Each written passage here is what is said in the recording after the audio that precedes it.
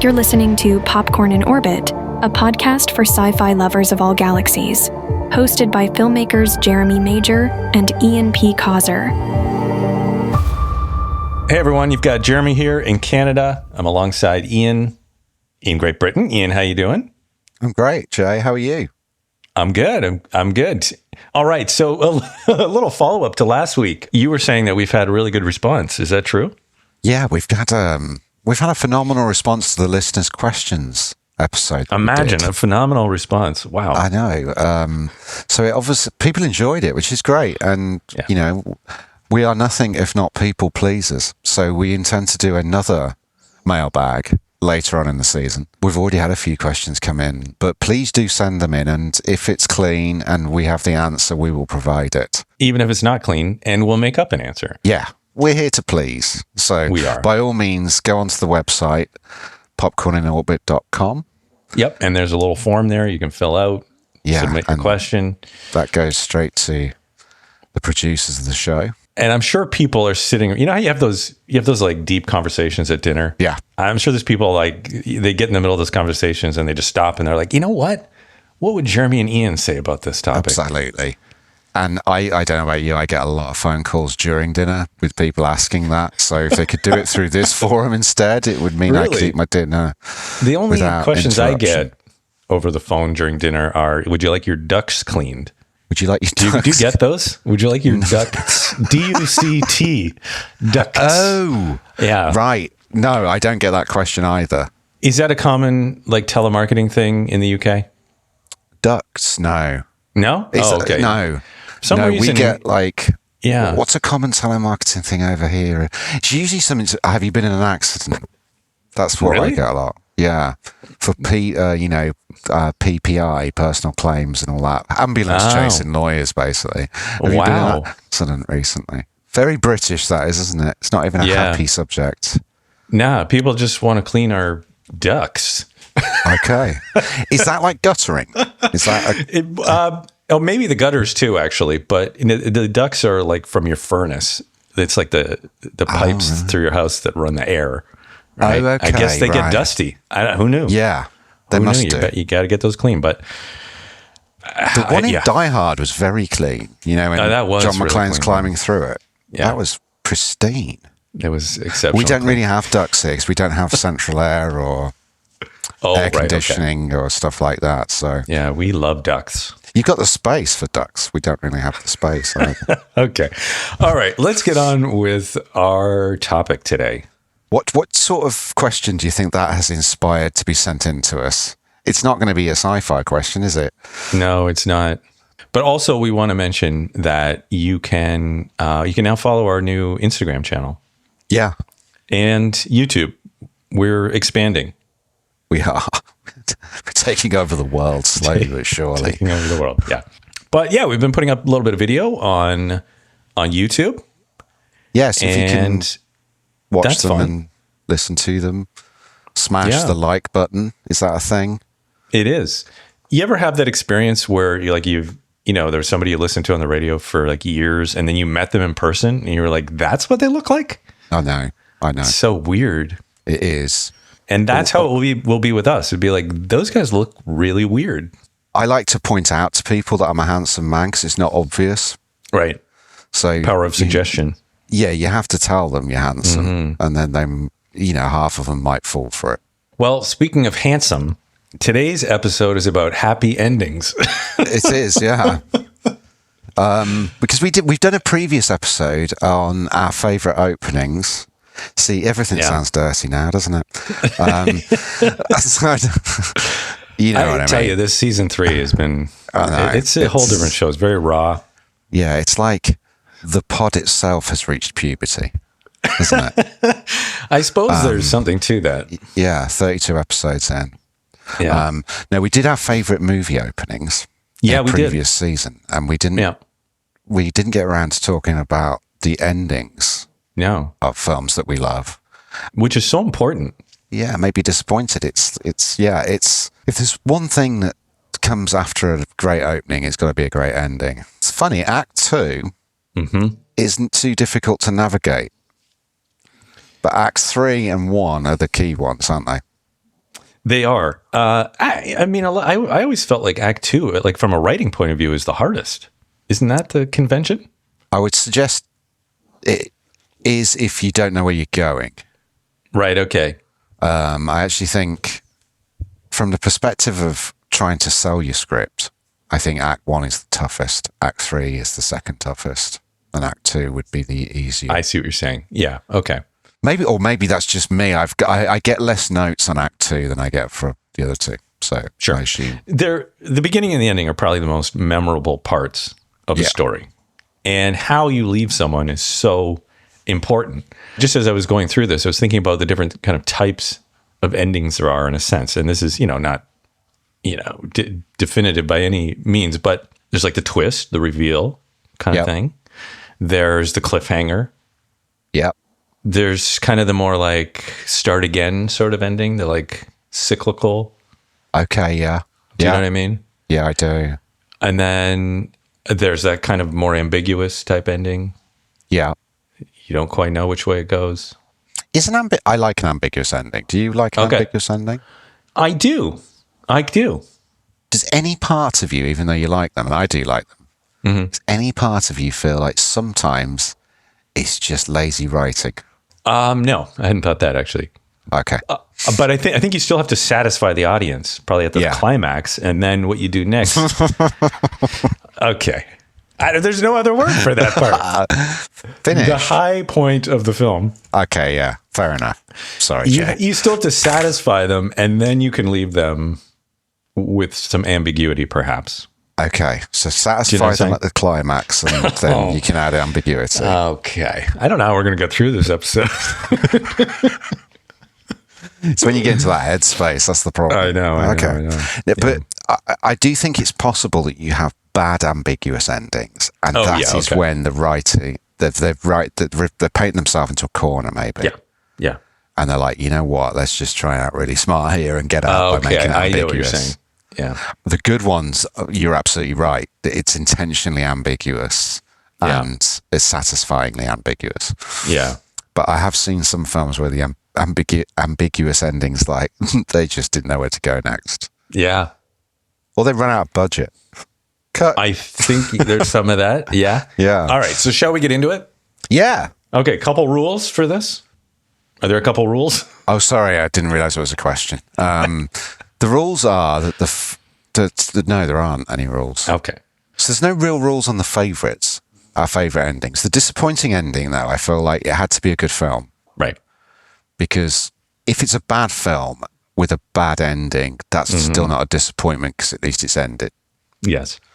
Whereas if it's a good film and the ending's, that's a shame. It was. I really loved the first 118 minutes, and they're kind of so it has to be a good film. Yeah. All right, let's do it. Hit us with one of your three likables. I love the ending of Inception. Talking about ambiguity, and this is intentional ambiguity at the end of a great movie. Now I know it's not your favorite Nolan film, but I think it's the best ending of any Nolan film. And just to remind anybody that know, these characters, in order to stay grounded and realize that they're in reality and not in one of the dream states, have a totem.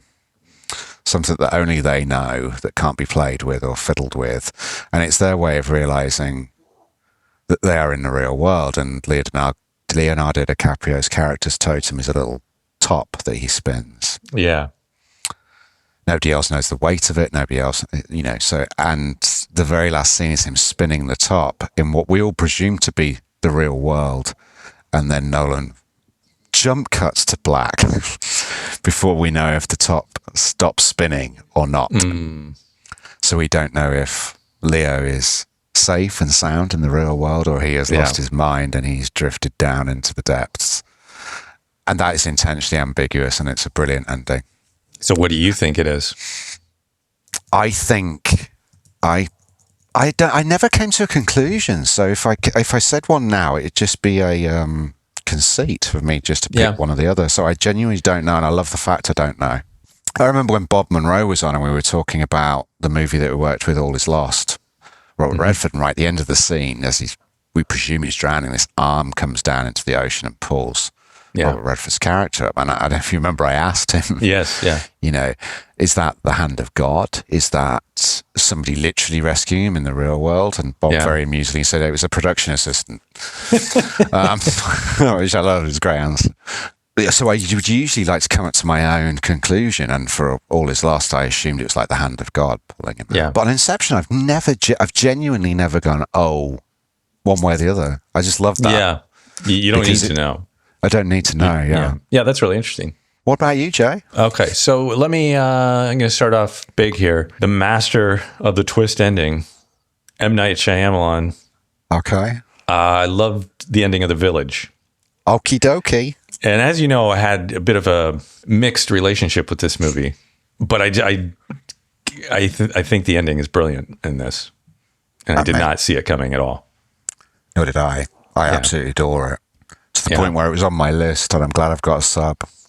Okay, all right, yeah. Genuinely, we both had that on our list. Yeah. I almost don't want to talk about the specifics of it. I know, because why even is though that? it's an old movie, I feel like if you haven't seen The Village, go out and watch The Village. It's so good. I think part of it is there's something very peculiar about that movie. The dialogue is strange. It's just the whole thing's a little bit off.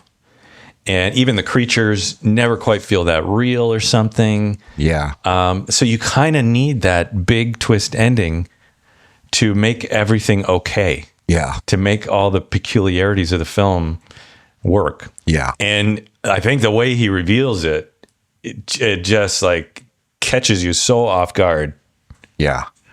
That you're just like rethinking life itself. I don't know. Yeah. I agree with you. I think it's weird. Sixth Sense isn't a big favorite of mine, but Village is. Right. And he got so many flowers for Sixth Sense. It doesn't feel like he's ever received that level of adulation since. And I actually think some of the things he's made since are better.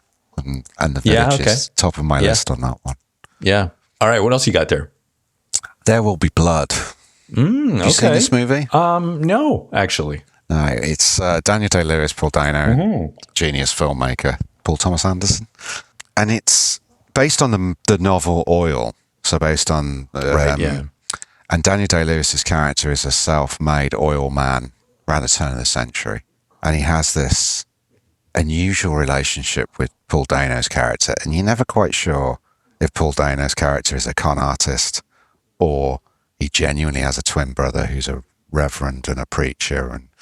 And you get this instinctive feeling that Daniel's character doesn't know if this guy's a con man or not. He doesn't want to trust him. But he's like, and it's I think it's Day-Lewis's best performance. Now, that's a high bar. You know, plenty of people would argue Daniel Day-Lewis is the greatest screen actor of all time, and I can't argue with that. Yeah, he's very good. But his portrayal as Plainview is astonishing. Yeah, and it's a relatively simple premise that all the money in the world doesn't make you happy, and the end of the film comes when he's meeting with Paul Dano's reverend character. Yeah, in the bowling alley at the base of his stately home. And Plainview has been reduced to this hateful, loveless shell of a man. And what we assume is going to happen because of the title of the movie finally happens, and there is blood. And he beats his brains in with a bowling ball. Oh, okay. And none of that is particularly strange, but what struck me as incredible is the final line of the film. Mm-hmm. And that's Daniel Day-Lewis just shouting to his butler, "I'm done." Okay. Lying in no attempt to conceal it, lying in the blood, happy that I've now achieved what I wanted to achieve, which is eradicate this person I despise, and I'm done. Wow. By all means, call the police. Whatever the way you want to take that line. Yeah. It's like he'd been holding on to life specifically just to kill this person. Wow. Even though he's not a killer. And it's an incredibly dark view of humanity. But I thought it was simply brilliant. Simply brilliant. Wow. What about you? Good one. All right. I'm going to talk about a David Fincher film. Okay. Which here too, you could pick a few. He's Gone Girl. Yeah, I'm going with 7. Ooh, 7, yes. I loved this movie when it came out. I mean, the whole film is just so hauntingly grotesque in a way. Yes. But like the cinematography and everything is just unbelievable, moody. But this ending, so just to remind folks, so you've got what's in the box, Jay? What's in the box? There's this killer who's following the 7 deadly sins, and the only ones he has left at the end are going to be basically unfold through this contrived situation where he's murdered Brad Pitt's wife. And then it's basically left for Brad Pitt to make the final kill. Yeah. Which is him. Yeah. And just the way it's constructed, David Fincher. It's an even darker view of humanity than Oh, yeah. Blood, no kidding. I know. But like, I think this is the thing about great cinema is like, it's a horrifying, but it's satisfying in that you need it to happen in a way as much as you don't want it to. There's just this inner turmoil as a viewer, but that like emotional experience is satisfying to me. Do you know what I'm saying? Yeah, I sound cold-blooded, movie. But no, it's an incredibly brave movie. I think the way David Fincher does it too, like you don't see what's in the box. You're just making these assumptions in your head at first, right? Yeah. Just like trying to figure. You're like, no, it can't be. No, you know what I mean? And that's what he's going through too. And this is one of these things. So I assume we do see Gwyneth Paltrow's head. But that's my imagination. No, but that's how good it is. My memory of it is how we see her head. No, you don't. You think that's how the power of the suggestion is. It's so strong that your memory is false. Totally. Brad Pitt's performance in that moment too is just fabulous. Can I ask you a question as a director about that? That final. What strikes me from memory, and it's been a while since I revisited 7. But this is a movie shot almost entirely in dark and rain, heavy rain. Yeah. And that final scene is blistering bright sunlight. Yes. So that's a choice. Oh, sure. That's a choice from Fincher to, we're going to come out of this sort of underworld where the whole film's into this incredible light. Yeah. And I spent the movie going, I wish it stopped raining almost. You're like, oh my God, it's so oppressive. So dark. Yeah. But then when you go into the light for that scene, you almost want to shield your eyes. Yeah, that's true. And so my question to you as a director is that something the director has informed the cinematographer of from the get-go?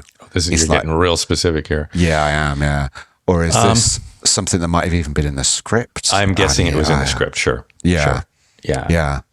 Because you come out of this dank, rainy existence and you very quickly want to go back into it because the light is terrifying. I think the convention would be to make it cloudy or something. Yeah, you're outside, it's bright, but it's cloudy because it's dark subject matter. But no, it's beautiful, sunny day. And it's the only light scene in the whole film. Yeah. So the contrast is really hits you in the face. Yeah, the contrast. That's what it's all about right there. Yeah. All right, what else you got? I'm going to go with Mr. Zemeckis and Castaway. Love this ending. It's just, you go through this heartbreak of Helen Hunt's character's remarried. Yeah. And it's not Helen's fault. And it's not the new husband's fault. Nope. And it's not Tom Hanks's fault. It's nobody's fault. There's no antagonist, which is astonishing to create such an emotional and typically actually very similar to what we were just talking about. When Tom Hanks' character goes to the house and she comes and sits in the car, it's absolutely pouring rain. It's pouring. Yes. It's pouring rain.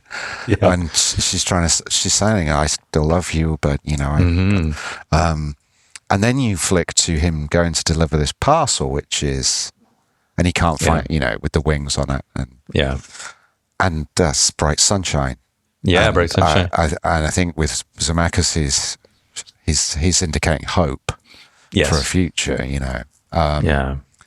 What was in that package is even important, is it? No. It's the fact that, like, my assumption is, and maybe I'm just on my own, my assumption is that he delivers the package to that lovely lady we see at the start of the film, and they fall in love, live happily ever after.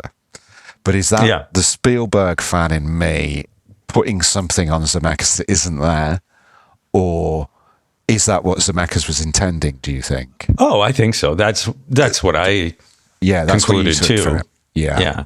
Oh, Yeah, because he good. comes to that crossroads in the very He end, does, right? yeah. And he's looking at his little map. Yeah. Yeah. It's so like literal in a sense, but It is, yeah. But I'm Yeah. such a child of Spielberg. I do find myself questioning: is that what was intended when it's not Steven? Because that's a Spielbergian ending, and with Zemeckis, you just never know. That's the brilliance of him. Isn't it? Yeah. I think the thing, with the ambiguous ending, like you were asking, is it a cheat if you don't write it Oh, it's past not that point? But it actually would be hokey if you went to the next scene. It's like if you turned around and went to the woman, Yeah. it would just be cheeseball. Yeah, Right? Yeah. So you just say cut. You just 2 say minutes cut. earlier, and it's fine. Yeah. All of these endings have a huge emotional. Oh man, that don't one they? for me did ridiculous. Yeah. But whatever the emotion is, whether it's terror in 7 for Brad Pitt, because you just, oh my, what's in the box? Yeah. I think that even might be the line he keeps screaming to Morgan Freeman, Yeah, isn't it? yeah. What's in the box? What's in the box? To Castaway, very different emotion, but it's emotional. That's the point, isn't it? Well, yeah, and so much of it, like for lack of a better term, it's like sunken costs. It's like we've invested so much in these characters, and like Gwyneth Paltrow, we really got to know her. We saw them like fall in love and be intimate, and all of this, and so we cared. Yeah, we did.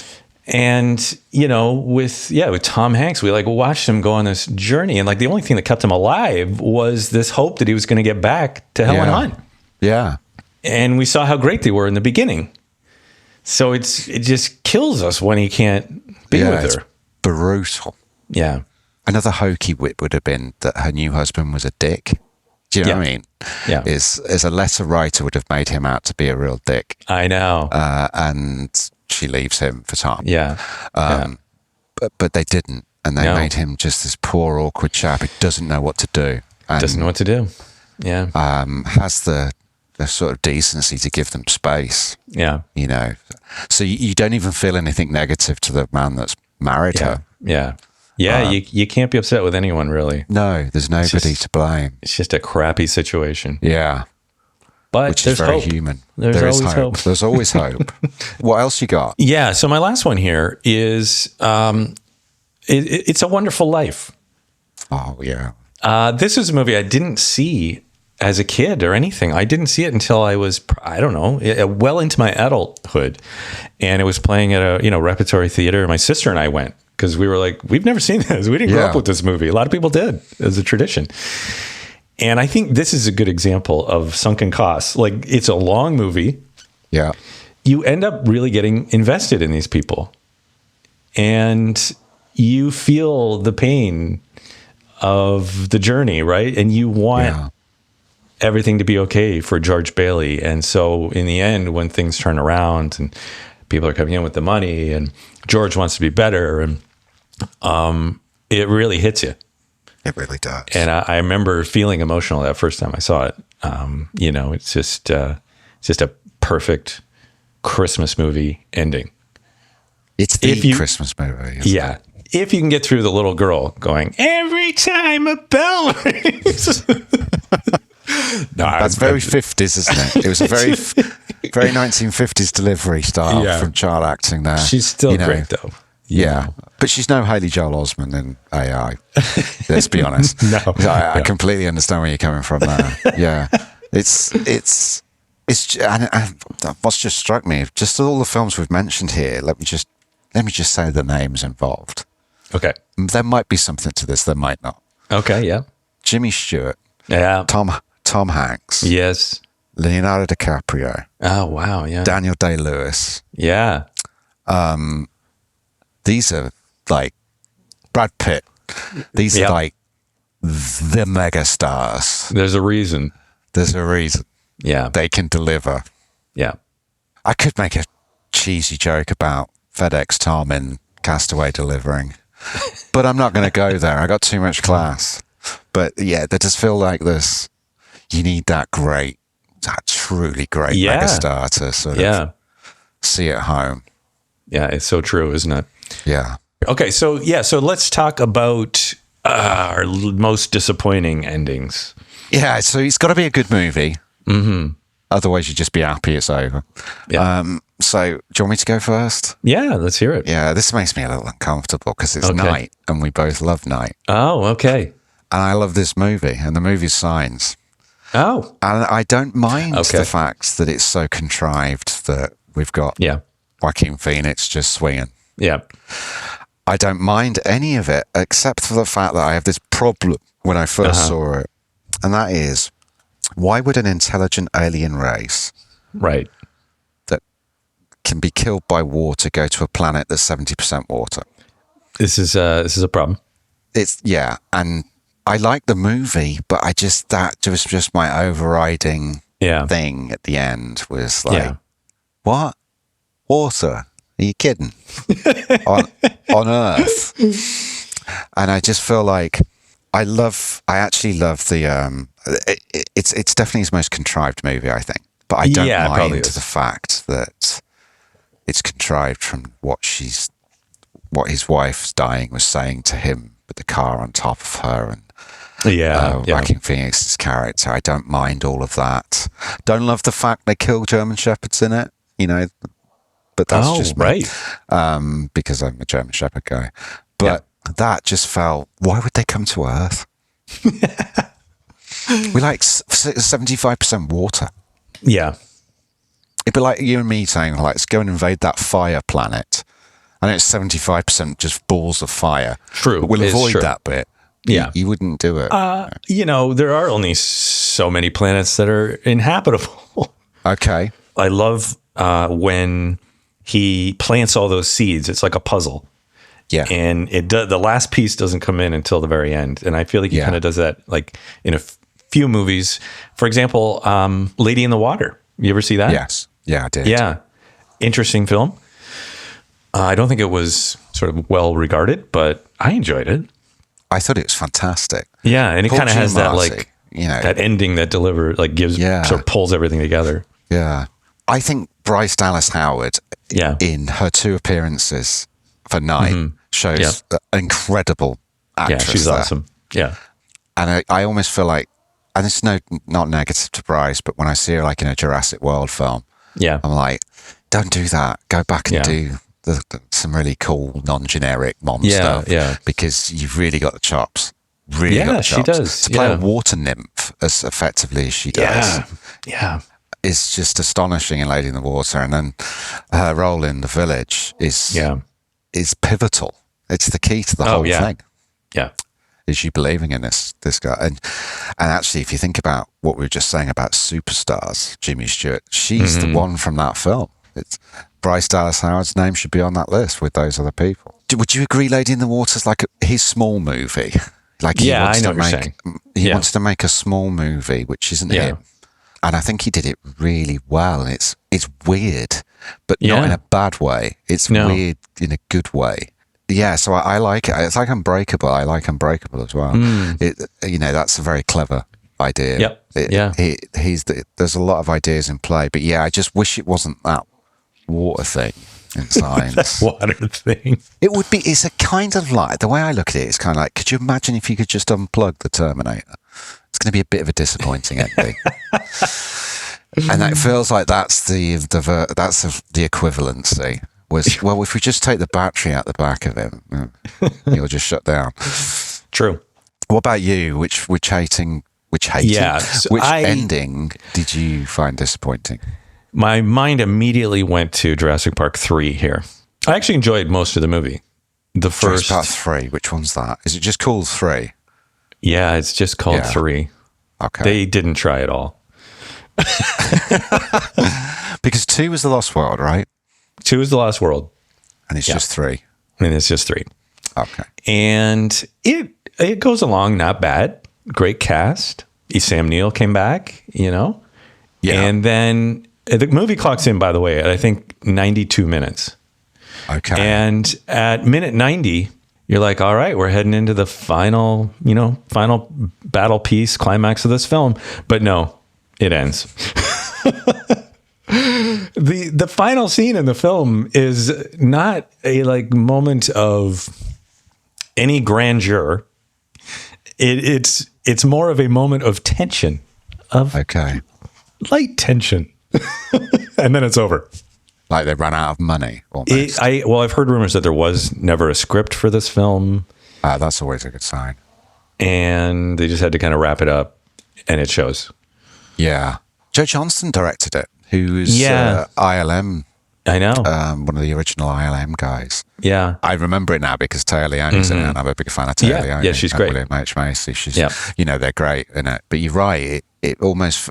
92 minutes is weird, actually. Think about it for a franchise film. It really is. I don't know what happened, but it just needed one more piece. Yeah.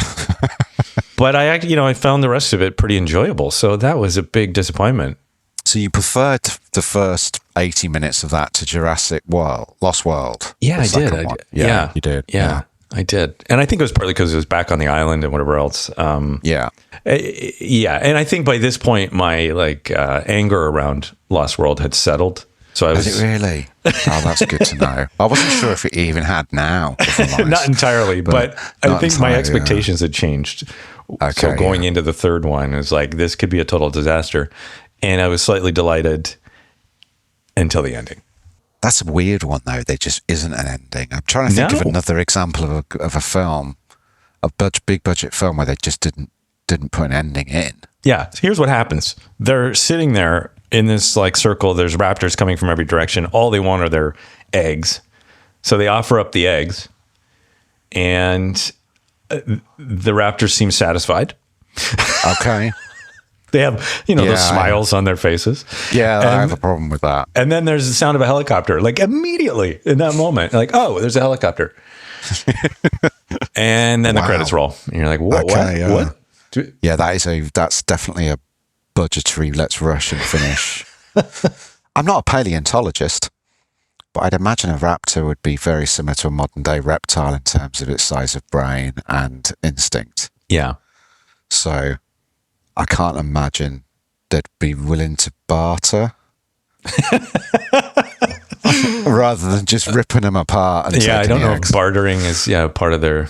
no, it's an excellent question. Because you just made that sound like how Americans... What I think of when Americans describe Thanksgiving to me is kind of like what you just said there. Is we all came together, we exchanged gifts. They gave us barley and we gave them smallpox, and that's why we celebrate Thanksgiving. And it just doesn't sound quite right. I've got to the history degree, dude. It's like, really? Yeah. Is that what happened? Now, if I'm not mistaken, Sam Neill actually high fives the one at that moment. The raptor. Yeah, they shake on it, and they're good. Oh, awesome. Yeah. Smacks him on the ass. He goes back into the jungle with his eggs. I'm pretty sure that's how it goes. Okay. Yeah. So there you go. That was a big disappointment. So there you go. There you go. So how do we end the episode talking about endings? It should just end like a hard cut right now. Just a hard cut. Popcorn in Orbit is produced by the Shooting Eye and Ice River Pictures.